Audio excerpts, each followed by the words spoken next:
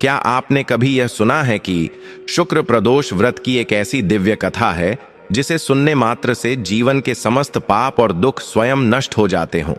प्रिय भक्तों, आज हम सुनेंगे राजा भूपेंद्र सिंह और उनकी पत्नी रत्न प्रभा की वह अद्भुत कहानी जो यह सिद्ध करती है कि जब सारे दरवाजे बंद हो जाते हैं तब महादेव का द्वार खुलता है। यह कथा संतान सुख, त्याग और भगवान शिव की असीम कृपा का जीवंत उदाहरण है। तो चलिए पूरी श्रद्धा और पवित्र मन से शुरू करते हैं यह दिव्य कथा। प्राचीन काल की बात है। भारतवर्ष के एक सुंदर और विशाल राज्य पर राजा भूपेंद्र सिंह का शासन था। राजा भूपेंद्र सिंह बड़े ही प्रतापी, धर्मपरायण और न्यायप्रिय राजा थे। उनके राज्य में प्रजा बहुत सुखी थी। किसी भी व्यक्ति को किसी प्रकार का कष्ट नहीं था। राजा अपनी प्रजा को अपनी संतान की तरह मानते थे और उनकी हर छोटी से छोटी जरूरत का पूरा ध्यान रखते थे। राजा के खजाने हमेशा गरीबों और जरूरतमंदों के लिए खुले रहते थे। उनके राज्य में अन्न और धन की कोई कमी नहीं थी। चारों तरफ खुशहाली ही खुशहाली थी। राजा भूपेंद्र सिंह की पत्नी का नाम रानी रत्न प्रभा था। रानी रत्न प्रभा साक्षात लक्ष्मी का स्वरूप थीं। वे स्वभाव से बहुत ही विनम्र, दयालु और पतिव्रता स्त्री थीं। राजा और रानी के बीच बहुत प्रेम था। दोनों मिलकर राज्य का संचालन करते और ईश्वर की भक्ति में समय बिताते थे। देखने वाले को लगता था कि राजा और रानी का जीवन कितना परिपूर्ण है। उन्हें देखकर लगता था कि संसार का सारा सुख इनकी झोली में है। लेकिन कहते हैं ना कि हर इंसान के जीवन में कोई ना कोई दुख जरूर होता है। बाहर से खुश दिखने वाले राजा भूपेंद्र सिंह और रानी रत्न प्रभा के जीवन में भी एक बहुत बड़ा दुख था जिसने उनकी रातों की नींद उड़ा रखी थी। विवाह के कई वर्ष बीत जाने के बाद भी राजा और रानी को कोई संतान नहीं हुई थी। वह विशाल महल जो हमेशा खुशियों से भरा रहना चाहिए था, वहां बच्चों की किलकारियां नहीं गूंजती थीं। राजा भूपेंद्र सिंह जब भी अपने राज्य का दौरा करने निकलते तो प्रजा की खुशहाली देखकर प्रसन्न तो होते, लेकिन जब वह किसी पिता को अपने पुत्र के साथ खेलते देखते तो उनका मन उदास हो जाता था। उनके मन में बस यही विचार चलता रहता कि मेरे बाद इस विशाल राज्य का उत्तराधिकारी कौन होगा? कौन मेरे बाद मेरी प्रजा की देखभाल करेगा? क्या मेरा वंश यहीं समाप्त हो जाएगा? ये सवाल राजा को अंदर ही अंदर खाए जा रहे थे। रानी रत्न प्रभा का हाल तो राजा से भी बुरा था। एक स्त्री के लिए मां न बन पाने का दुख क्या होता है, यह केवल वही समझ सकती थीं। महल की दासियां जब अपने बच्चों की बातें करतीं तो रानी की आंखों में आंसू आ जाते थे। वे दिन रात ईश्वर की पूजा करतीं, व्रत रखतीं, दान पुण्य करतीं, साधु संतों की सेवा करतीं, सिर्फ इस आस में कि शायद भगवान उनकी सूनी गोद भर दें। उन्होंने कई वैद्यों और हकीमों से औषधियां लीं, कई ज्योतिषियों को अपनी कुंडली दिखाई, लेकिन कोई लाभ नहीं हुआ। हर तरफ से उन्हें केवल निराशा ही हाथ लगी। समय अपनी गति से चलता रहा।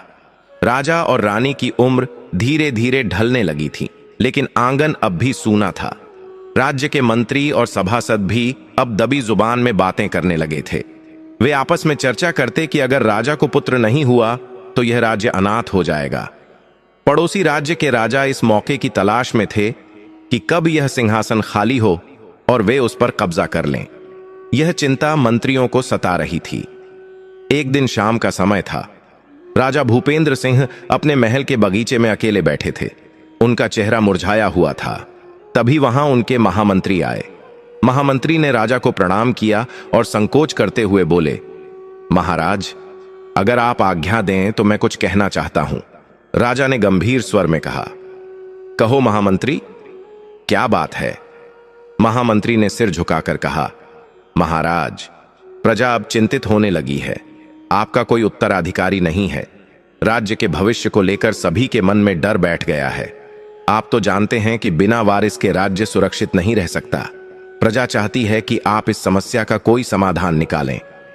राजा भूपेंद्र सिंह ने एक गहरी सांस छोड़ी और बोले, मैं जानता हूं महामंत्री, यह चिंता मुझे भी दिन रात सताती है। मैंने और रानी रत्न प्रभा ने हर संभव प्रयास किया, हर देवी देवता के आगे माथा टेका, लेकिन लगता है विधाता ने हमारे भाग्य में संतान सुख लिखा ही नहीं है। महामंत्री ने थोड़ा साहस जुटाकर कहा, महाराज, शास्त्रों में कहा गया है कि राजा का प्रथम कर्तव्य राज्य और प्रजा की रक्षा करना होता है।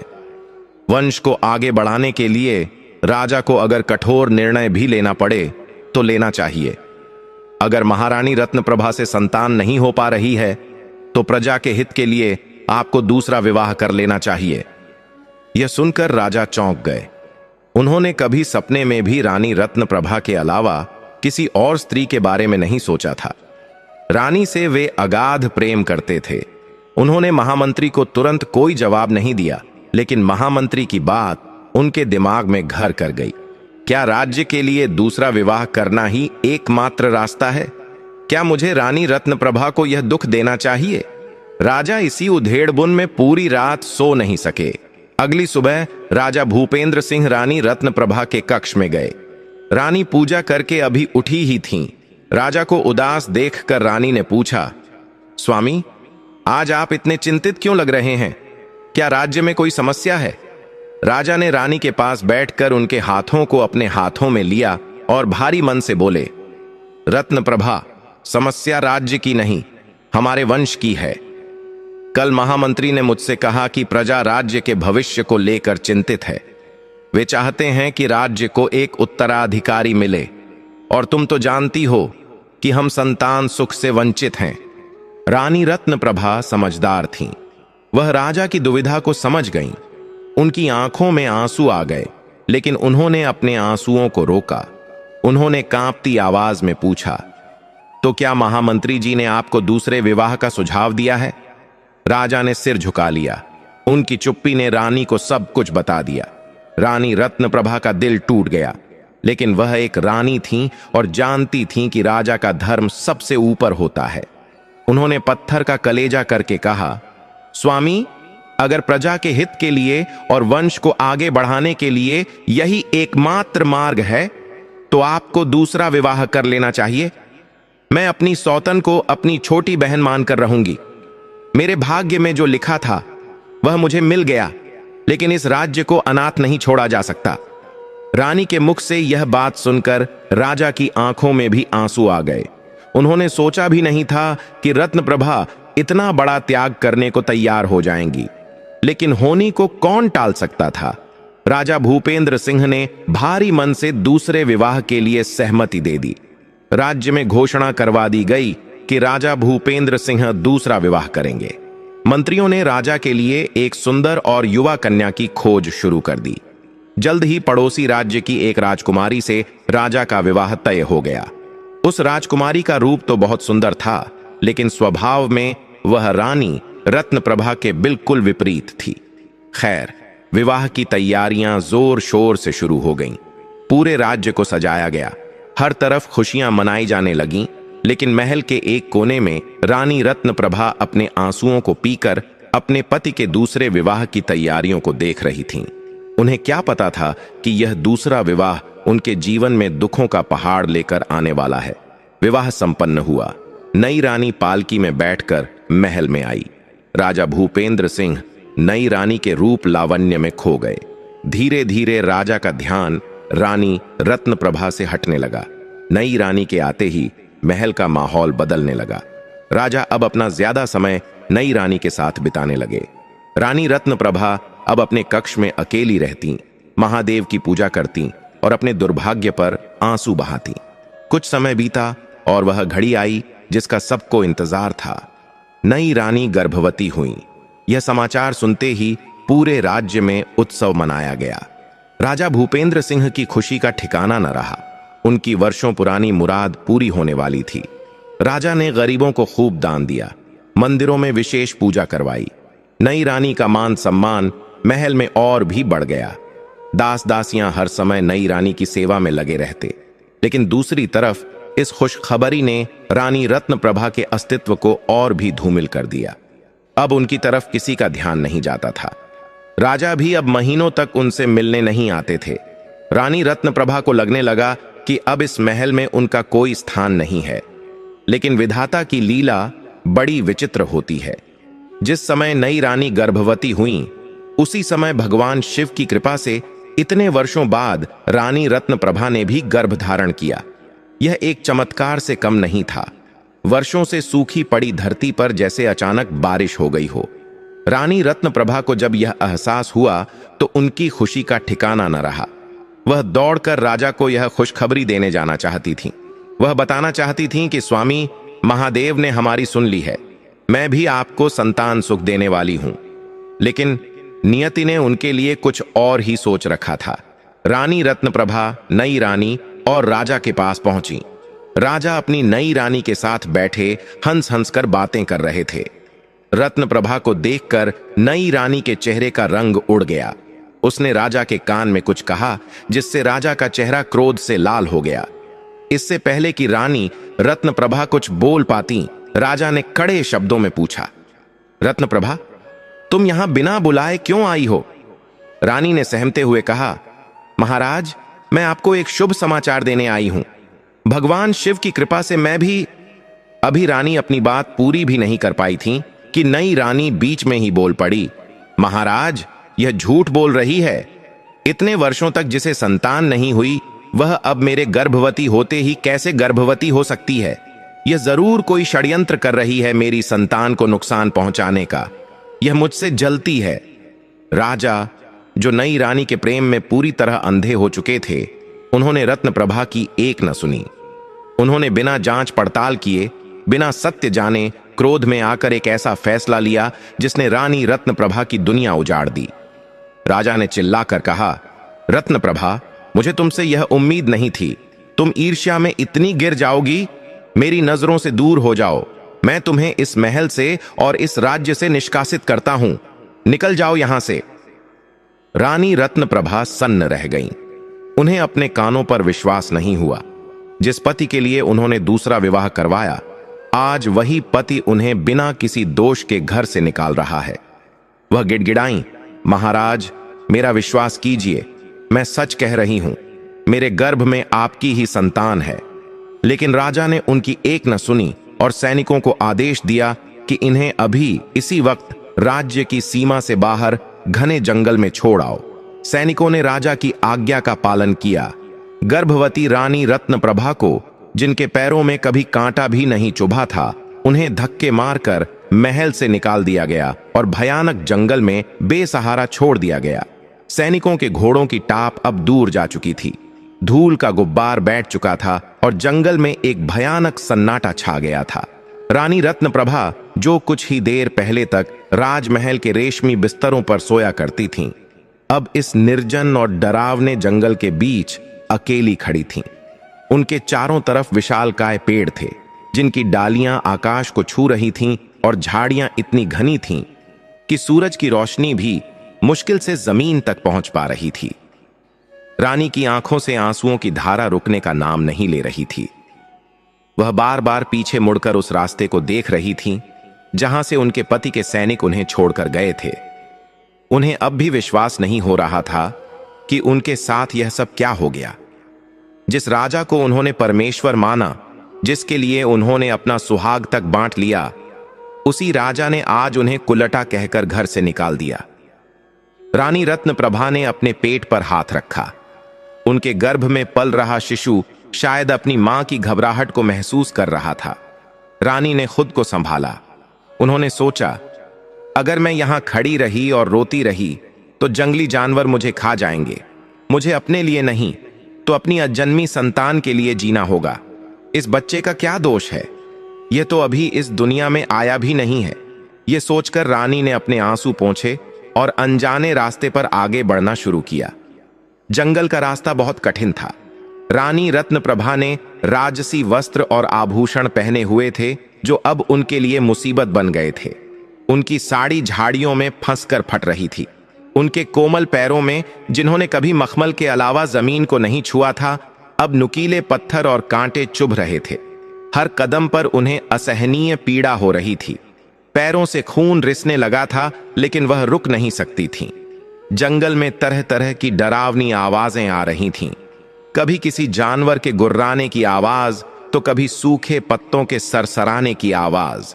हर आवाज पर रानी का दिल जोर से धड़कने लगता। वह डर के मारे कांपने लगती, लेकिन फिर ओम नमः शिवाय का जाप करती और आगे बढ़ जाती। चलते चलते दोपहर हो गई। सूरज सिर पर आ गया था और गर्मी से रानी का बुरा हाल था। भूख और प्यास से उनका गला सूख रहा था। चक्कर आने लगे थे। ऐसा लग रहा था कि प्राण अभी निकल जाएंगे। तभी उन्हें कुछ दूरी पर पानी के बहने की आवाज सुनाई दी। उस आवाज ने उनमें नई जान फूंक दी। वह लड़खड़ाते कदमों से आवाज की दिशा में बढ़ीं। झाड़ियों को हटाते हुए जब वह आगे पहुंची तो देखा कि एक निर्मल झरना बह रहा है। पानी देखकर रानी की आंखों में चमक आ गई। वह घुटनों के बल बैठकर अपनी हथेलियों में पानी भरकर पीने लगी। ठंडा पानी गले से नीचे उतरते ही उन्हें थोड़ी राहत मिली। पानी पीने के बाद रानी ने आसपास देखा। पास ही एक पेड़ पर कुछ जंगली फल लगे हुए थे। हालांकि रानी को नहीं पता था कि वे फल खाने योग्य हैं या नहीं, लेकिन भूख इतनी तेज थी कि उन्होंने ईश्वर का नाम लेकर 2 फल तोड़कर खा लिए। फलों ने उनकी भूख को थोड़ा शांत किया। थकान के कारण उनका शरीर जवाब दे रहा था। वह उसी झरने के किनारे एक बड़े पत्थर की ओट में लेट गईं। ठंडी हवा और थकान के कारण उन्हें नींद आ गई। जब उनकी आंख खुली तो शाम हो चुकी थी। जंगल में अंधेरा घिरने लगा था। पक्षी अपने घोंसलों की ओर लौट रहे थे। अंधेरा होते ही जंगल और भी भयानक लगने लगा। अब असली परीक्षा की घड़ी थी। रात को जंगली जानवर शिकार के लिए निकलते हैं। रानी को समझ नहीं आ रहा था कि वह रात कहां बिताएं। तभी उन्हें याद आया कि बचपन में उनकी दादी कहती थीं कि जंगल में रात को जमीन पर सोना सुरक्षित नहीं होता। उन्होंने देखा कि पास ही एक बरगद का बहुत पुराना और विशाल पेड़ है। उस पेड़ की जड़ें और तना इतना चौड़ा था कि उसके ऊपर बैठकर रात गुजारी जा सकती थी। गर्भवती होने के कारण पेड़ पर चढ़ना उनके लिए बहुत मुश्किल था, लेकिन जान बचाने के लिए उन्होंने हिम्मत जुटाई। किसी तरह संघर्ष करते हुए छिलती हुई त्वचा और दर्द के साथ वह पेड़ की एक मोटी डाल पर चढ़ गईं। उन्होंने खुद को पेड़ के तने से सटा लिया और अपनी साड़ी के पल्लू से खुद को डाल से बांध लिया, ताकि अगर नींद आ जाए तो वह नीचे न गिर जाए। रात गहराती गई। सन्नाटा चीखने लगा। दूर कहीं से शेरों की दहाड़ और सियार के रोने की आवाजें आने लगीं। रानी रत्नप्रभा डर के मारे थर थर कांप रही थीं। वह अपनी आंखें बंद करके केवल महादेव को याद कर रही थीं। वह मन ही मन प्रार्थना कर रही थीं, हे महादेव, मैं जानती हूं कि यह मेरे किसी पूर्व जन्म के पापों का फल है, लेकिन मेरे गर्भ में पल रहा शिशु निर्दोष है। आप तो जगत के पालनहार हैं, अनाथों के नाथ हैं। आज इस घने जंगल में मेरा और कोई सहारा नहीं है। मेरी रक्षा कीजिए प्रभु, मेरी रक्षा कीजिए। पूरी रात रानी जागती रहीं। जंगल के मच्छरों और कीड़ों ने उन्हें काट काट कर परेशान कर दिया था। ठंड से उनके दांत बज रहे थे। वह रात उनके जीवन की सबसे लंबी और कष्टदायक रात थी। हर पल उन्हें लगता था कि कोई जंगली जानवर पेड़ पर चढ़ आएगा और उन्हें मार डालेगा। लेकिन कहते हैं ना कि जाको राखे साइयां, मार सके न कोई। भगवान शिव की कृपा से उस रात कोई भी हिंसक जानवर उस पेड़ के पास नहीं आया। रानी ने आंसुओं और प्रार्थनाओं के सहारे वह काली रात काट ली। अगली सुबह जब सूरज की पहली किरण ने जंगल के अंधेरे को चीरा तो रानी को लगा जैसे उन्हें नया जीवन मिला है। पक्षियों की चहचहाहट ने उन्हें जगाया। वह धीरे धीरे सावधानी से पेड़ से नीचे उतरी। उनका शरीर अकड़ गया था। हाथ पैरों में सूजन आ गई थी, लेकिन सुबह की रोशनी ने उन्हें एक नई उम्मीद दी। उन्होंने झरने पर जाकर मुंह हाथ धोया और फिर से अपनी यात्रा शुरू की। उन्होंने तय किया कि वह इस जंगल को पार करके किसी सुरक्षित स्थान पर पहुंचेंगी, जहां वह अपने बच्चे को जन्म दे सकें। वह दिन भर चलती रहीं।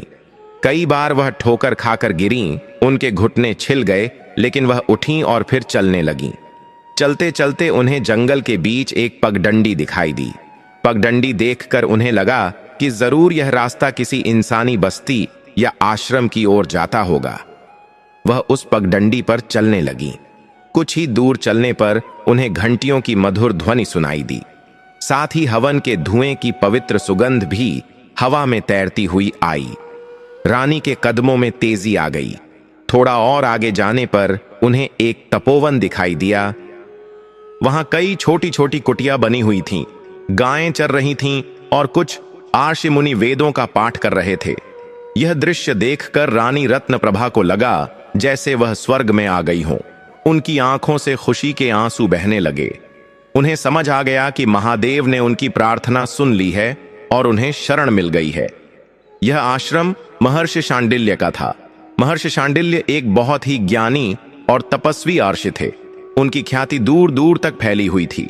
रानी रत्नप्रभा अपनी फटी हुई साड़ी और धूल से सने चेहरे के साथ आश्रम के द्वार पर पहुंची और वहीं निढाल होकर गिर पड़ी।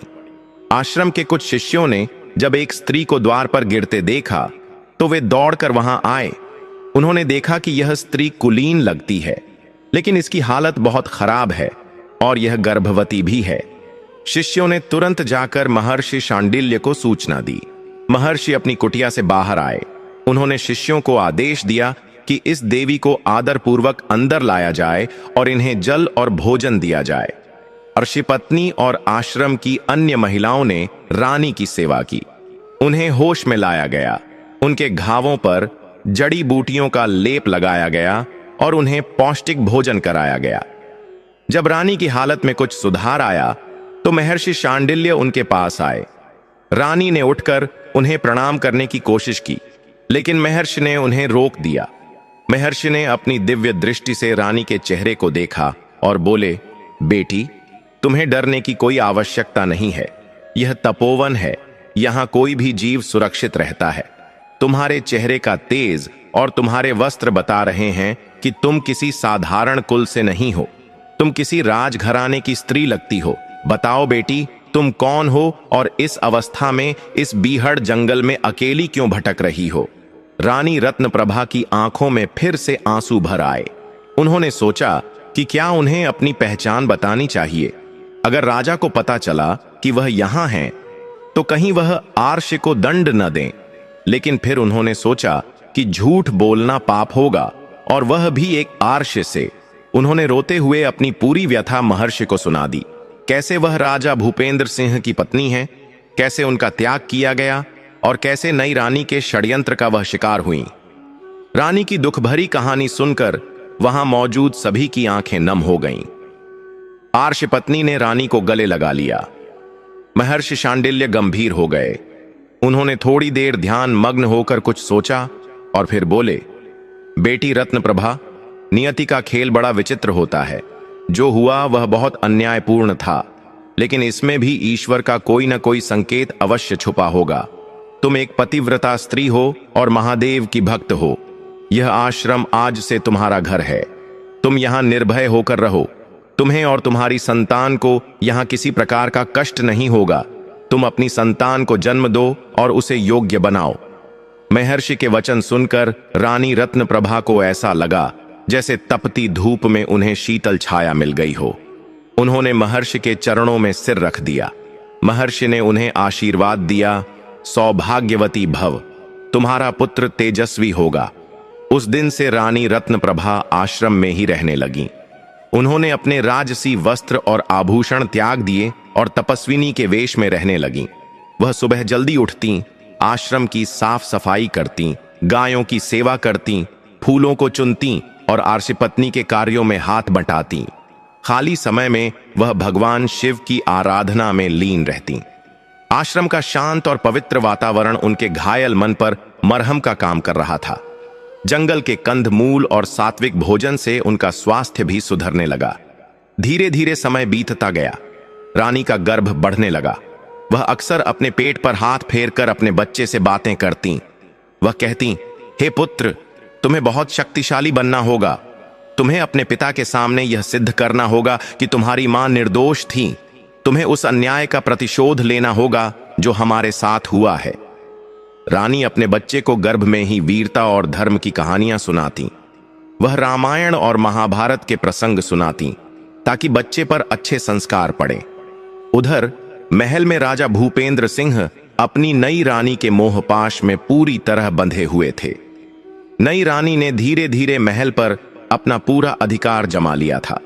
पुराने वफादार मंत्रियों और दासों को हटाकर उसने अपने विश्वास पात्रों को महल में बैठा दिया था, को नियुक्त करवा दिया था। राजा को अब राज्य काज की भी सुध नहीं रहती थी। प्रजा दुखी थी, लेकिन राजा तक उनकी आवाज नहीं पहुंच पा रही थी। नई रानी ने राजा को मदिरा और विलासता में ऐसा डुबो दिया था कि उन्हें रत्नप्रभा की याद तक नहीं आती थी। कभी कभी जब राजा अकेले होते तो उन्हें रत्न प्रभा का चेहरा याद आता, लेकिन नई रानी तुरंत अपनी मीठी बातों से उनका ध्यान भटका देती। पाप और अधर्म का काला साया राज्य पर मंडराने लगा था, जबकि धर्म और सत्य जंगल में एक आश्रम में पल रहा था। महीने बीतते गए और वह शुभ घड़ी निकट आने लगी। रानी रत्नप्रभा को अब चलने फिरने में कठिनाई होने लगी थी। आश्रम की सभी महिलाएं उनका पूरा ध्यान रख रही थीं। एक दिन जब आकाश में काले बादल छाए हुए थे और बिजली चमक रही थी, रानी रत्नप्रभा को प्रसव पीड़ा शुरू हुई। पीड़ा इतनी तीव्र थी कि रानी कराह उठी। आर्षि पत्नी और अन्य अनुभवी महिलाओं ने उन्हें कुटिया के भीतर लेटाया। बाहर मूसलाधार बारिश शुरू हो गई, जैसे प्रकृति भी उस महान आत्मा के स्वागत की तैयारी कर रही हो। घंटों की वेदना के बाद कुटिया में एक बच्चे की किलकारी गूंजी। बिजली की चमक के साथ ही उस बालक का जन्म हुआ। वह कोई साधारण बालक नहीं था। उसके मुख पर सूर्य जैसा तेज था और छाती चौड़ी थी। जन्म लेते ही उसने रोना बंद कर दिया और अपनी बड़ी बड़ी आंखों से चारों ओर देखने लगा। आर्षपत्नी ने बालक को साफ करके कपड़े में लपेटा और रानी की गोद में दे दिया। रानी ने जब अपने पुत्र का मुख देखा तो उनके सारे दुख, सारे कष्ट एक पल में दूर हो गए। उन्होंने उसे अपने सीने से लगा लिया और रो पड़ी। यह आंसू दुख के नहीं बल्कि विजय के थे। अंधकार के बीच एक दीपक जल उठा था। महर्षि शांडिल्य कुटिया के बाहर खड़े थे। बच्चे की रोने की आवाज सुनकर वह भीतर आए। उन्होंने बालक को देखा और मुस्कुराए। उन्होंने कहा, बेटी, यह बालक बहुत ही भाग्यशाली है। इसके ग्रह नक्षत्र बता रहे हैं कि यह एक महान योद्धा और चक्रवर्ती राजा बनेगा। इसका जन्म शुक्रवार प्रदोष काल में हुआ है और तुम भगवान शिव की अनन्य भक्त हो, इसीलिए यह बालक शिव का अंश प्रतीत होता है। यह शत्रुओं का नाश करेगा और धर्म की स्थापना करेगा। रानी रत्नप्रभा ने हाथ जोड़कर महर्षि से कहा, गुरुदेव, आप ही इसका नामकरण करें। महर्षि ने बालक के मस्तक पर हाथ रखा और बोले, चूंकि इसने जंगल वन में जन्म लिया है और यह वन की अग्नि के समान तेजस्वी है, इसलिए इसका नाम वनराज होगा। लेकिन यह अपने तेज से शत्रुओं को दग्ध करेगा, इसलिए इसे वीरभद्र के नाम से भी जाना जाएगा। इस प्रकार जंगल के उस छोटे से आश्रम में भाग्य से ठुकराई गई रानी रत्नप्रभा ने अपने पुत्र भविष्य के राजा वीरभद्र को जन्म दिया। एक तरफ जहां महल में जन्मी संतान का पालन पोषण विलासिता में हो रहा था, वहीं जंगल में जन्मा यह बालक प्रकृति की गोद में संघर्षों के बीच पलने के लिए तैयार था। वीरभद्र के जन्म के बाद आश्रम का वातावरण ही बदल गया। ऐसा लगता था जैसे उस छोटे से तपोवन में साक्षात खुशियां उतर आई हों। जिस कुटिया में रानी रत्नप्रभा रहती थीं, वहां अब हर समय किलकारियां गूंजती रहती थीं। आश्रम के ऋषि मुनि जो हमेशा गंभीर रहते थे, वे भी बालक वीरभद्र की बाल लीलाएं देखकर मुस्कुरा उठते थे। ऋषि पत्नी तो उसे अपनी गोद से उतारती ही नहीं थीं। रानी रत्नप्रभा अपने पुत्र को देखकर अपने सारे दुख भूल जाती थीं। जब वह वीरभद्र के भोले मुख को देखती तो उन्हें न तो राजमहल की याद आती, न ही राजा भूपेंद्र सिंह के दिए गए घाव दुखते। उनका पूरा संसार अब उनका बेटा ही बन गया था। समय का चक्र अपनी गति से चलता रहा। वीरभद्र शुक्ल पक्ष के चंद्रमा की तरह तेजी से बढ़ने लगा। जंगल की शुद्ध हवा, गाय का ताजा दूध और कंदमूल खाकर उसका शरीर बहुत ही सुडौल और बलिष्ठ होने लगा था। वह साधारण बच्चों जैसा नहीं था। जब वह केवल 3 वर्ष का था, तभी से उसने अपनी असाधारण शक्ति का परिचय देना शुरू कर दिया था। आश्रम के पास खेलने वाले हिरणों के साथ वह दौड़ लगाता और उन्हें पछाड़ देता। कभी कभी तो वह खेल खेल में बड़े बड़े पत्थरों को भी उठा लेता, जिन्हें उठाने में एक सामान्य वयस्क व्यक्ति को भी पसीना आ जाए। महर्षि शांडिल्य यह सब देखते और मन ही मन प्रसन्न होते। वे जानते थे कि यह बालक भविष्य में इतिहास रचेगा। रानी रत्नप्रभा अपने पुत्र को केवल प्यार ही नहीं करती थीं, बल्कि उसे अच्छे संस्कार भी दे रही थीं।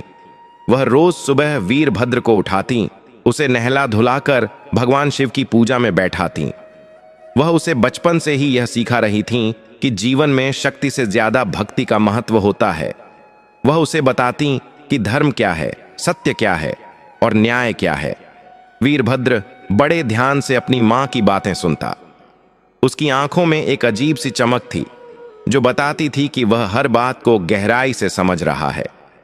5 वर्ष की आयु होते होते वीरभद्र की शिक्षा विधिवत रूप से शुरू हो गई। महर्षि शांडिल्य ने स्वयं उसे शिक्षा देने का दायित्व उठाया। सुबह होते ही वीरभद्र अपने गुरु के चरणों में बैठ जाता। महर्षि उसे वेदों, उपनिषदों और शास्त्रों का ज्ञान देते। वीरभद्र की बुद्धि इतनी तीक्ष्ण थी कि वह एक बार जो सुन लेता उसे कभी नहीं भूलता था। जो श्लोक याद करने में दूसरे शिष्यों को महीनों लग जाते, वीरभद्र उसे कुछ ही दिनों में कंठस्थ कर लेता था। ज्ञान के साथ साथ महर्षि ने उसे शस्त्र विद्या सिखानी भी शुरू कर दी। जंगल में ही एक खुला मैदान था जिसे अभ्यास के लिए तैयार किया गया था। वहां वीरभद्र ने धनुष बाण चलाना, तलवारबाजी, गदा युद्ध और मल्ल युद्ध सीखना शुरू किया। उसके निशाना लगाने की अचूक क्षमता को देखकर आश्रम के बड़े बड़े शिष्य भी दंग रह जाते थे। वह जब धनुष की प्रत्यंचा चढ़ाता तो उसकी टंकार से पूरा जंगल गूंज उठता। तलवार उसके हाथों में बिजली की तरह कौंधती थी। 10 वर्ष की आयु तक आते आते वह शस्त्र विद्या में इतना निपुण हो गया कि उसे हराना लगभग असंभव सा लगने लगा था। वहीं दूसरी ओर राजधानी में राजा भूपेंद्र सिंह के महल का हाल बिल्कुल अलग था। नई रानी ने भी एक पुत्र को जन्म दिया था जिसका नाम विक्रांत रखा गया। विक्रांत का जन्म सोने की चम्मच मुंह में लेकर हुआ था। उसे कभी धूप या धूल का सामना नहीं करना पड़ा। राजा भूपेंद्र सिंह ने अपने दूसरे पुत्र के लाड़ प्यार में कोई कसर नहीं छोड़ी थी।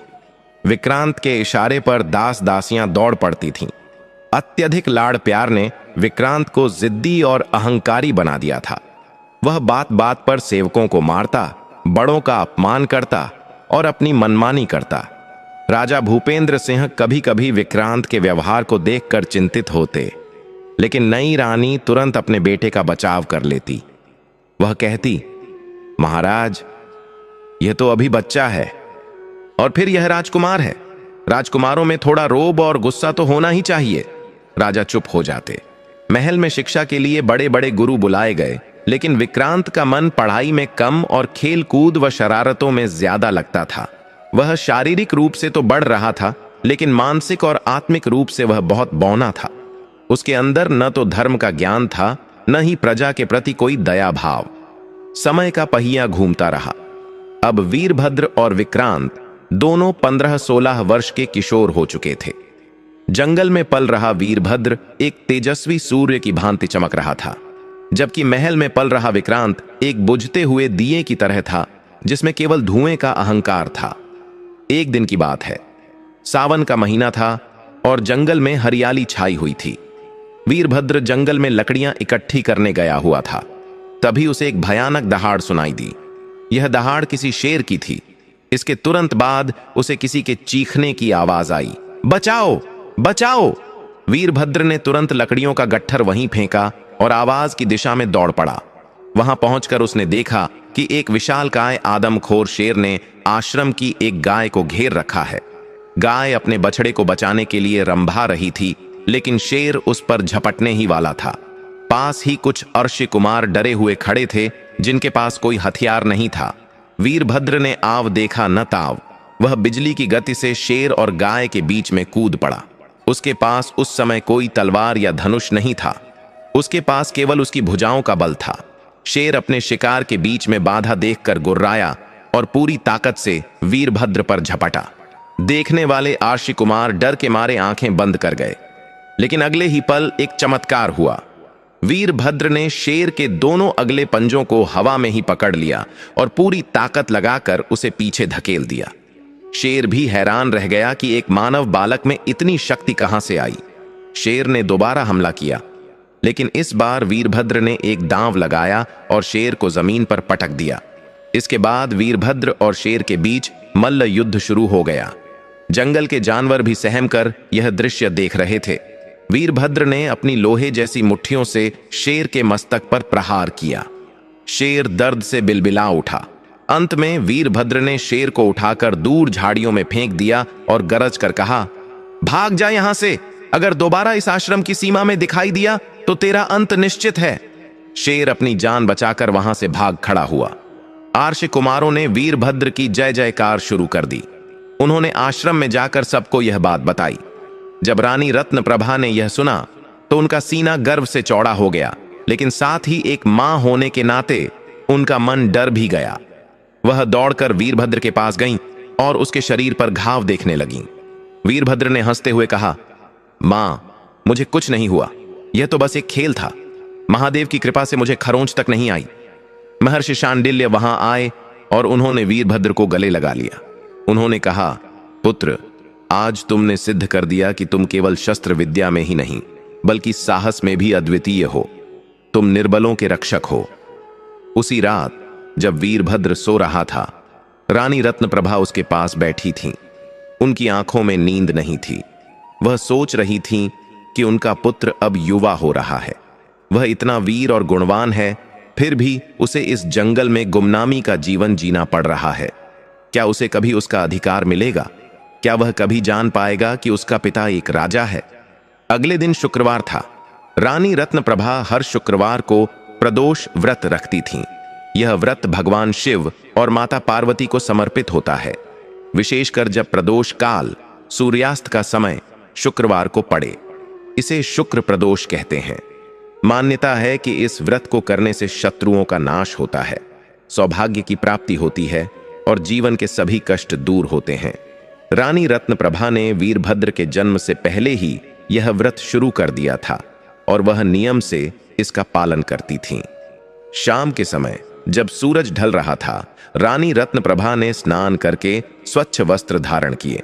उन्होंने मिट्टी से शिवलिंग बनाया और बेलपत्र, धतूरा, पुष्प और दीप से भगवान शिव की पूजा शुरू की। वीरभद्र भी अपनी मां के पास बैठ गया। उसने देखा कि मां की आंखों में आंसू हैं और वह बहुत ही करुण भाव से प्रार्थना कर रही हैं। पूजा समाप्त होने के बाद वीरभद्र ने पूछा, मां, मैं बचपन से देख रहा हूं कि आप हर प्रदोष पर इतनी कठोर तपस्या करती हैं। आप भगवान शिव से क्या मांगती हैं? हमारे पास तो सब कुछ है, गुरुदेव का आशीर्वाद, आश्रम का सुख और आपका स्नेह। फिर आपके मन में कौन सा दुख है मां, जो आपको रुलाता है? रानी रत्नप्रभा ने वीरभद्र के सिर पर हाथ फेरा। वह जानती थीं कि अब समय आ गया है जब वीरभद्र को कुछ सच बताए जाएं, लेकिन पूरा सच बताने की हिम्मत अभी उनमें नहीं थी। उन्होंने कहा, पुत्र, यह शुक्र प्रदोष व्रत केवल अपनी कामनाओं के लिए नहीं बल्कि धर्म और न्याय की स्थापना के लिए भी किया जाता है। मैं महादेव से प्रार्थना करती हूं कि वह तुम्हें इतनी शक्ति दें कि तुम जीवन में आने वाले हर अन्याय का सामना कर सको। बेटा, जीवन बहुत कठिन है। कभी कभी हमें अपनों से ही लड़ना पड़ता है। वीरभद्र ने मां की आंखों में देखा और पूछा, मां, आपने कभी मुझे मेरे पिता के बारे में नहीं बताया। आश्रम के दूसरे बालकों के पिता उनसे मिलने आते हैं। गुरुदेव सबके पिता हैं, मैं मानता हूं, लेकिन मेरा जन्मदाता कौन है? क्या वह जीवित हैं? अगर हैं तो वह हमें यहां इस जंगल में छोड़कर क्यों चले गए? क्या मैंने कोई अपराध किया था? वीरभद्र के इन तीखे सवालों ने रानी रत्नप्रभा का दिल छलनी कर दिया। वह फूट फूट कर रोने लगी। वीरभद्र अपनी मां को रोता देख घबरा गया। उसने तुरंत मां के आंसू पोंछे और बोला, मां, क्षमा कर दो।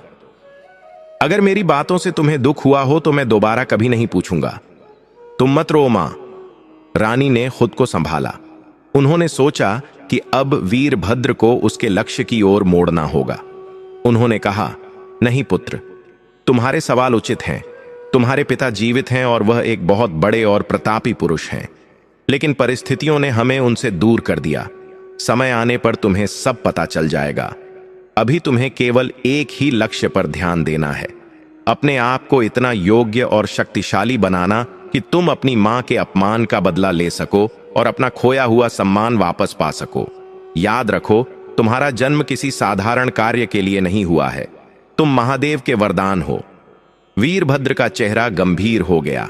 उसने मुट्ठी भींच ली और अग्नि के समान तेज स्वर में प्रतिज्ञा की, मां, मैं सौगंध खाता हूं कि मैं खुद को इतना समर्थ बनाऊंगा कि तीनों लोकों में कोई भी मेरा सामना न कर सके। जिसने भी तुम्हारी आंखों में आंसू दिए हैं, उसे मेरे क्रोध का सामना करना पड़ेगा, चाहे वह कोई भी हो। उस रात रानी रत्नप्रभा ने वीरभद्र को शुक्र प्रदोष व्रत की महिमा विस्तार से बताई। उन्होंने कहा, बेटा, भविष्य में जब भी तुम किसी बड़ी मुसीबत में फंस जाओ या जब तुम्हें लगे कि सारे रास्ते बंद हो गए हैं, तो इस शुक्र प्रदोष व्रत का आश्रय लेना। भगवान शिव और शुक्रदेव की कृपा से हारी हुई बाजी भी जीती जा सकती है। यह व्रत मनुष्य को अजेय बनाता है। वीरभद्र ने मां की इस सीख को अपने हृदय में उतार लिया। उसे नहीं पता था कि बहुत जल्द उसे इस व्रत के प्रभाव की परीक्षा लेनी पड़ेगी। इधर राज्य में एक नई समस्या उत्पन्न हो गई थी। राजा भूपेंद्र सिंह का राज्य, जो कभी धन धान्य से परिपूर्ण था, अब वहां अकाल पड़ने लगा था। वर्षा कम हो रही थी, फसलें सूख रही थीं। पड़ोसी राजा, जिसका नाम कालकेतु था, वह बहुत ही क्रूर और विस्तारवादी राजा था। उसने देखा कि राजा भूपेंद्र सिंह अब कमजोर हो चुके हैं और उनका पुत्र विक्रांत विलासी है, तो उसने इसे आक्रमण करने का सही मौका समझा। कालकेतु ने अपनी विशाल सेना तैयार की और राजा भूपेंद्र सिंह के राज्य की सीमाओं पर हमला करना शुरू कर दिया। राजा भूपेंद्र सिंह को जब यह समाचार मिला तो उनके हाथ पांव फूल गए। वह वृद्ध हो चुके थे और युद्ध का अभ्यास भी छूट चुका था। उन्होंने अपने सेनापति और मंत्रियों को बुलाया।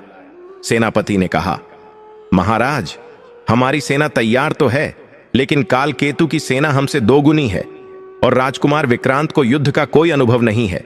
हमें इस समय किसी चमत्कार की ही जरूरत है जो हमें बचा सके। राजा भूपेंद्र सिंह को अपनी गलती का एहसास होने लगा। उन्हें याद आया कि कैसे उन्होंने अपनी वफादार पत्नी और अजन्मी संतान को त्याग दिया था। उन्हें लगने लगा कि शायद यह उसी पाप का दंड है जो आज राज्य पर विपत्ति आई है। नई रानी भी डरी हुई थी। उसने विक्रांत से कहा, बेटा, तुम्हें युद्ध में जाकर अपनी वीरता दिखानी होगी। लेकिन विक्रांत तो तलवार का वजन भी ठीक से नहीं संभाल सकता था। वह युद्ध क्या लड़ता। वह डर के मारे महल में ही छिप गया। कालकेतु की सेना आगे बढ़ती जा रही थी। गांव के गांव जलाए जा रहे थे। प्रजा त्राही त्राही कर रही थी। यह समाचार उड़ते उड़ते जंगल में महर्षि शांडिल्य के आश्रम तक भी पहुंचा। एक दिन एक घायल सैनिक भागते हुए जंगल के रास्ते आश्रम के पास आ गिरा। वीरभद्र ने उसे देखा और उसे उठाकर आश्रम में लाया। उपचार के बाद जब सैनिक को होश आया तो उसने बताया, दुष्ट राजा कालकेतु ने हमारे राज्य पर आक्रमण कर दिया है। हमारी सेना हार रही है। राजा भूपेंद्र सिंह बंदी बनाए जा सकते हैं। निर्दोष प्रजा मारी जा रही है।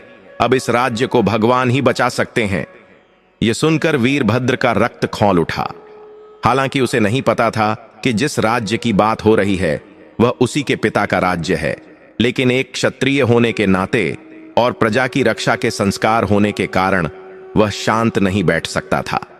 उसने महर्षि शांडिल्य की ओर देखा।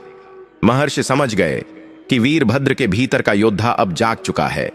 महर्षि ने गंभीर स्वर में कहा, वीरभद्र, अधर्म का नाश करना और धर्म की रक्षा करना ही क्षत्रिय का परम कर्तव्य है। तुम्हारी शिक्षा पूर्ण हो चुकी है। अब समय आ गया है कि तुम अपनी विद्या का प्रयोग समाज के कल्याण के लिए करो। जाओ पुत्र, और उस निरपराध प्रजा की रक्षा करो। रानी रत्नप्रभा का दिल जोर जोर से धड़कने लगा। वह जानती थीं कि जिस राज्य को बचाने वीरभद्र जा रहा है वहां उसका सामना अपने पिता और सौतेले भाई से भी होगा। क्या नियति ने बाप बेटे के मिलन का यही तरीका चुना था? रानी ने वीरभद्र को तिलक लगाया, उसे विजय होने का आशीर्वाद दिया और एक रक्षा सूत्र उसकी कलाई पर बांधा। उन्होंने कहा, पुत्र, कभी भी पीठ दिखाकर मत भागना। महादेव तुम्हारे साथ हैं। वीरभद्र ने मां के चरण स्पर्श किए, गुरुदेव का आशीर्वाद लिया और अपने धनुष, बाण और तलवार लेकर आश्रम से निकल पड़ा। वह अकेला था, लेकिन उसका साहस पूरी सेना के बराबर था। वह जंगल के रास्ते से होता हुआ युद्ध भूमि की ओर हवा की गति से आगे बढ़ा। उसे नहीं पता था कि यह यात्रा न केवल उस राज्य का बल्कि उसके अपने जीवन का भी इतिहास बदलने वाली है। युद्ध भूमि का दृश्य अत्यंत भयानक था। राजा भूपेंद्र सिंह की सेना के हौसले पस्त हो चुके थे। चारों तरफ हताशा और मृत्यु का तांडव चल रहा था। राजा कालकेतु अपनी विशाल सेना के साथ आगे बढ़ रहा था और ऐसा लग रहा था कि सूर्यास्त तक राजा भूपेंद्र सिंह का राज्य इतिहास बन जाएगा। राजा भूपेंद्र सिंह स्वयं घायल अवस्था में अपने रथ पर थे। उनकी आंखों में अपने राज्य के विनाश का दुख साफ दिखाई दे रहा था। उनका पुत्र विक्रांत तो युद्ध के भय से पहले ही रणभूमि छोड़कर भाग चुका था। तभी दिशाएं एक प्रचंड शंखनाद से गूंज उठीं। यह शंखनाद इतना तीव्र था कि सैनिकों के हाथ थम गए, घोड़े हिनहिनाने लगे और हाथियों ने अपनी सूंड ऊपर उठा ली। सबकी नजरें उस दिशा में गईं जिधर से धूल का एक बड़ा गुब्बार उठता हुआ दिखाई दे रहा था। उस धूल के बादलों के बीच से एक युवा योद्धा बिजली की गति से रणभूमि में प्रवेश कर रहा था। उसके माथे पर त्रिपुंड लगा था, गले में रुद्राक्ष की माला थी और हाथों में काल के समान तलवार चमक रही थी। यह कोई और नहीं, वीरभद्र था। वीरभद्र ने रणभूमि में आते ही हर हर महादेव का जय घोष किया और कालकेतु की सेना पर टूट पड़ा। वह अकेला था, लेकिन उसका वेग आंधी की तरह था। जिधर भी उसकी तलवार घूमती उधर शत्रुओं की कतारें गिर जाती। कालकेतु के सैनिक जो अभी तक अपनी जीत का जश्न मना रहे थे, वे इस अचानक हुए हमले से बौखला गए। उन्हें समझ ही नहीं आ रहा था कि यह अकेला युवक कौन है जो यमराज बनकर उन पर टूट पड़ा है। वीरभद्र ने अपनी फुर्ती और शक्ति से शत्रु सेना का व्यूह तोड़ दिया। राजा भूपेंद्र सिंह अपनी धुंधली आंखों से यह दृश्य देख रहे थे। उन्हें अपनी आंखों पर विश्वास नहीं हो रहा था। उन्हें उस युवक में एक अजीब सा अपनापन और तेज दिखाई दे रहा था। वीरभद्र ने देखते ही देखते शत्रु सेना के बड़े बड़े सेनापतियों को धूल चटा दी। उसका लक्ष्य सीधा राजा कालकेतु था। कालकेतु ने जब देखा कि उसकी सेना भाग रही है तो वह क्रोधित होकर वीरभद्र के सामने आया। उसने गरज कर पूछा, मूर्ख बालक, तू कौन है जो काल के मुख में आया है? मेरे रास्ते से हट जा, वरना मारा जाएगा। वीरभद्र ने सिंह जैसी दहाड़ के साथ उत्तर दिया, अधर्मी, मैं इस पवित्र भूमि का रक्षक हूं और तेरा काल हूं। निर्दोष प्रजा पर अत्याचार करने वाले का अंत निश्चित होता है। आज तेरा अहंकार यहीं मिट्टी में मिलेगा। इसके बाद दोनों के बीच भयंकर युद्ध छिड़ गया।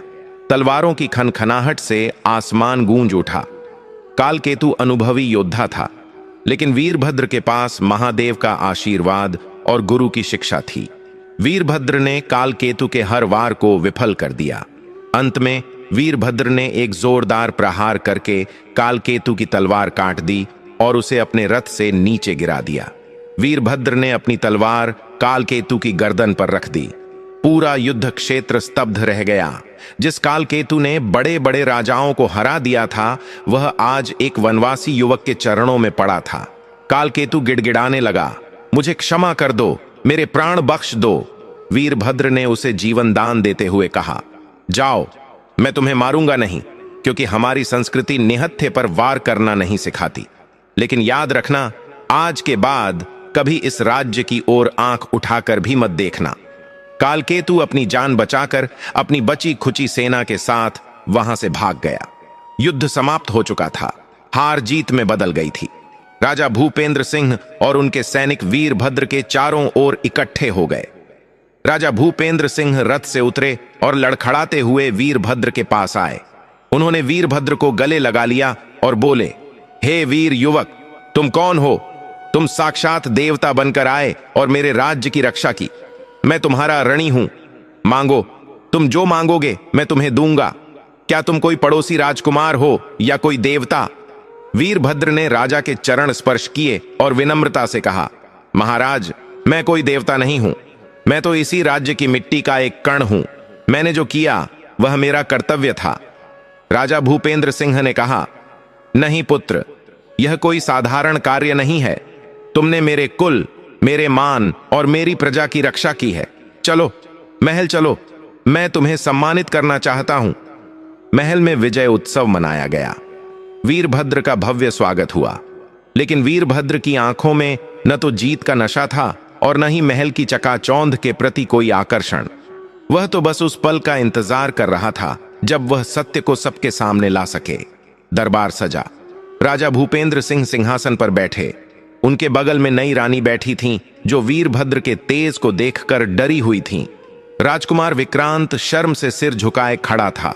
राजा ने वीरभद्र से कहा, युवक, अब अपना परिचय दो। तुम्हारे माता पिता कौन हैं? वे कितने धन्य होंगे जिन्होंने तुम जैसे तेजस्वी पुत्र को जन्म दिया। वीरभद्र ने एक गहरी सांस ली और भरी सभा में अपनी आवाज बुलंद की, उसने कहा, महाराज, मेरे पिता इस आर्यावर्त के एक महान राजा हैं, लेकिन दुर्भाग्य से वे सत्य और असत्य में भेद नहीं कर पाए। और मेरी माता, वे साक्षात देवी हैं, जिन्हें बिना किसी दोष के कलंक लगाकर घर से निकाल दिया गया था। राजा भूपेंद्र सिंह के चेहरे पर आश्चर्य के भाव थे। उन्होंने पूछा, क्या तात्पर्य है तुम्हारा? साफ साफ कहो। वीरभद्र ने राजा की आंखों में सीधे देखते हुए कहा, महाराज, मैं उसी अभागन रानी रत्नप्रभा का पुत्र हूं, जिसे आपने 16 वर्ष पूर्व गर्भवती अवस्था में केवल एक झूठ पर विश्वास करके जंगल में जानवरों के खाने के लिए छोड़ दिया था। मैं वही पुत्र हूं जिसे आपने जन्म से पहले ही त्याग दिया था। यह सुनते ही पूरे दरबार में सन्नाटा छा गया। राजा भूपेंद्र सिंह के हाथों से राजदंड गिर पड़ा। वह कांपते हुए सिंहासन से खड़े हो गए। क्या तुम रत्नप्रभा के पुत्र हो? लेकिन मुझे बताया गया था कि वह झूठ बोल रही थी। तभी दरबार के द्वार पर एक दिव्य रोशनी दिखाई दी। महर्षि शांडिल्य अपने शिष्यों के साथ प्रवेश कर रहे थे। राजा ने दौड़कर महर्षि के चरण पकड़ लिए। महर्षि ने गंभीर स्वर में कहा, राजन, यह बालक सत्य कह रहा है। यह तुम्हारा ही पुत्र है। 16 वर्ष पूर्व जब तुमने रत्नप्रभा को त्याग दिया था, तब वह भटकते हुए मेरे आश्रम आई थी। यह बालक मेरे ही आश्रम में जन्मा और पला बड़ा है। इसका नाम मैंने वनराज रखा था, जिसे आज दुनिया वीरभद्र के नाम से जान रही है। तुमने जिस पत्नी को कुल्लटा समझा, उसने वन में रहकर भी तुम्हारे लिए व्रत किए और तुम्हें पतिव्रता धर्म से कभी अलग नहीं किया। राजा भूपेंद्र सिंह पर जैसे वज्रपात हो गया हो। उन्हें अपनी भयानक भूल का एहसास हुआ। वह फूट फूट कर रोने लगे। हे ईश्वर, मैंने यह क्या अनर्थ कर दिया?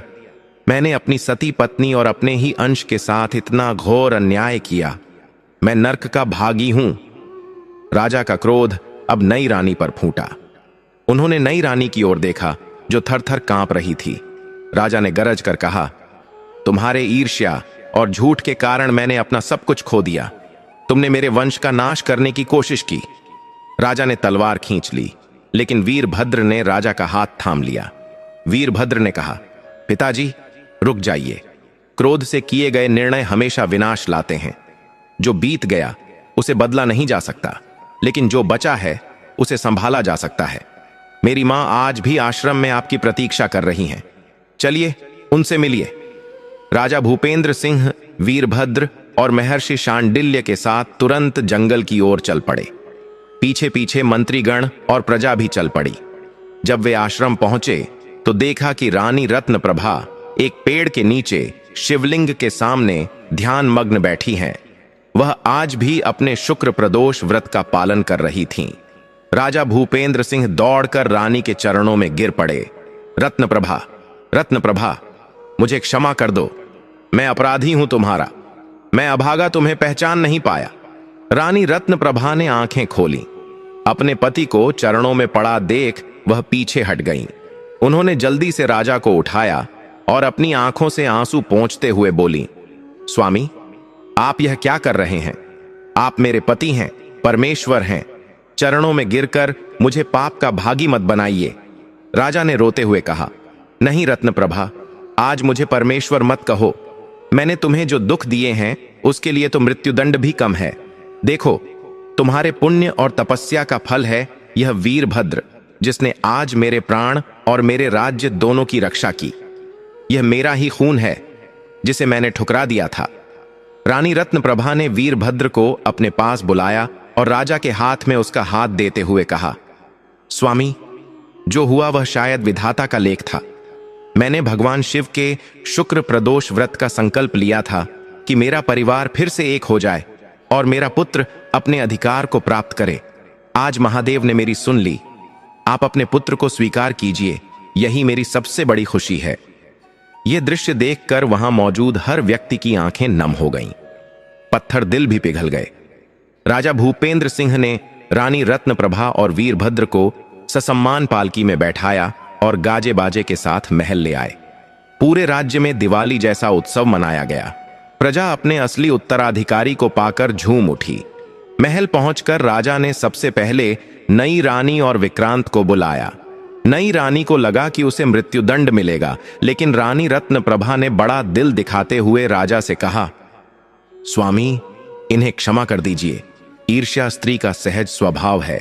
अगर इन्होंने वो सब न किया होता तो शायद मुझे तपस्या का अवसर न मिलता और न ही वीरभद्र इतना शक्तिशाली बनता। हर बुराई में अच्छाई छिपी होती है। रानी रत्नप्रभा की महानता देखकर नई रानी उनके चरणों में गिर पड़ी और अपने किए की माफी मांगने लगी। विक्रांत ने भी वीरभद्र को अपना बड़ा भाई स्वीकार किया और उसके चरणों में गिर गया। वीरभद्र ने उसे गले लगाया और कहा, भाई, हम दोनों मिलकर इस राज्य की सेवा करेंगे। कुछ दिनों बाद एक शुभ मुहूर्त में राजा भूपेंद्र सिंह ने वीरभद्र का राज्याभिषेक कर दिया और उसे युवराज घोषित किया। वीरभद्र ने राज्य की बागडोर संभालते ही धर्म और न्याय का शासन स्थापित किया। राजा भूपेंद्र सिंह और रानी रत्नप्रभा ने अपना शेष जीवन ईश्वर की भक्ति और समाज सेवा में बिताने का निर्णय लिया। रानी रत्नप्रभा ने राज्य की सभी महिलाओं को शुक्र प्रदोष व्रत की महिमा बताई। उन्होंने कहा, हे सौभाग्यशाली स्त्रियों, यह व्रत केवल उपवास नहीं है, यह एक शक्ति है। जो भी स्त्री या पुरुष सच्ची श्रद्धा से शुक्रवार के दिन प्रदोष काल में भगवान शिव और माता पार्वती की पूजा करता है, उसके जीवन से दुर्भाग्य, दरिद्रता, शत्रु भय और संतान कष्ट हमेशा के लिए चले जाते हैं। जैसे महादेव ने मुझे मेरा खोया हुआ परिवार और सम्मान वापस दिलाया, वैसे ही वे सबकी मनोकामना पूर्ण करेंगे। उस दिन के बाद से पूरे राज्य में लोग शुक्र प्रदोष का व्रत रखने लगे। राज्य में फिर से खुशहाली लौट आई। समय पर वर्षा होने लगी, खेत लहलहा उठे और किसी के घर में कोई दुख नहीं रहा। युवराज वीरभद्र ने एक चक्रवर्ती सम्राट के रूप में ख्याति प्राप्त की और उनका यश तीनों लोकों में फैल गया। दोस्तों, यह कहानी हमें सिखाती है कि सत्य परेशान हो सकता है, लेकिन पराजित नहीं। रानी रत्नप्रभा का धैर्य और भगवान शिव पर अटूट विश्वास ही उनकी सबसे बड़ी शक्ति थी। जब इंसान के सारे रास्ते बंद हो जाते हैं, तब ईश्वर का रास्ता खुलता है। शुक्र प्रदोष व्रत की महिमा अपरंपार है। यह व्रत टूटे हुए रिश्तों को जोड़ने, खोए हुए सम्मान को पाने और जीवन के हर युद्ध में विजय प्राप्त करने का अचूक उपाय है। जिस प्रकार भगवान शिव ने रानी रत्नप्रभा और वीरभद्र पर कृपा की, उसी प्रकार वे हम सब पर भी अपनी कृपा बनाए रखें। आप भी अपने जीवन में सुख, शांति और समृद्धि के लिए इस व्रत को अवश्य अपनाएं। प्रेम से बोलिए, ओम नमः शिवाय।